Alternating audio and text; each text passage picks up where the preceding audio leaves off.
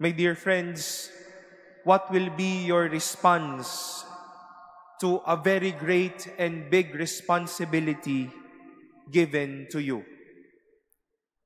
Marahil po ang iba po sa atin dito will be so overwhelmed, mapapatanong tayo, bakit ako? And even to an experience of seeking help. Dahil malaki ang responsibilidad na ibinibigay sa atin.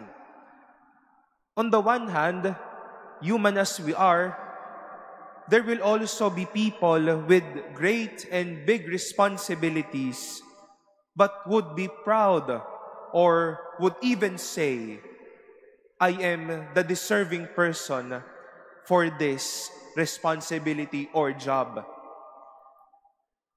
But with the story of the Blessed Mother, as we have heard the account about the Annunciation of the birth of Jesus, we ask for the grace and even for the heart to face great and big responsibilities with a humble heart.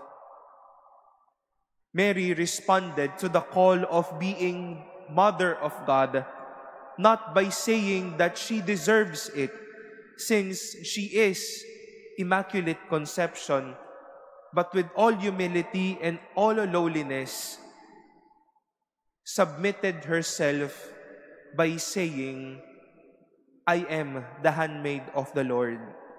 May it be done unto me according to your word. Great and big responsibilities may be there for us.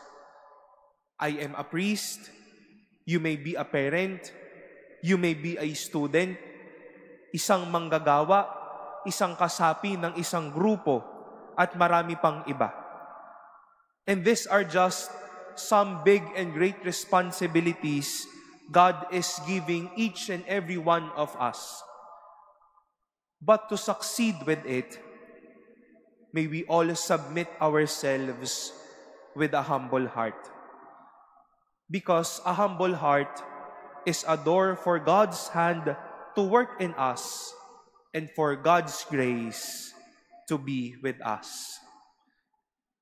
Reminding ourselves that we are but humble servants of the Lord means we need the Lord, even when these great and big responsibilities would at least place us into pedestals and even teach us to be good.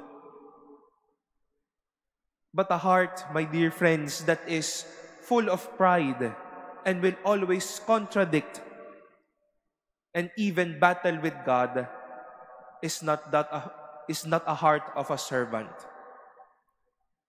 Kung mayabang ang kalooban at matigas ang puso, handa yan mangkumpitensya kahit kalooban ng Diyos. As we come closer to Christmas Day, we are not only to receive and face big responsibilities, but Jesus Himself is a big gift of God for us. We welcome Him with humble hearts, ready to make room for Him, ready to let Him work in us, and do great things for us as well.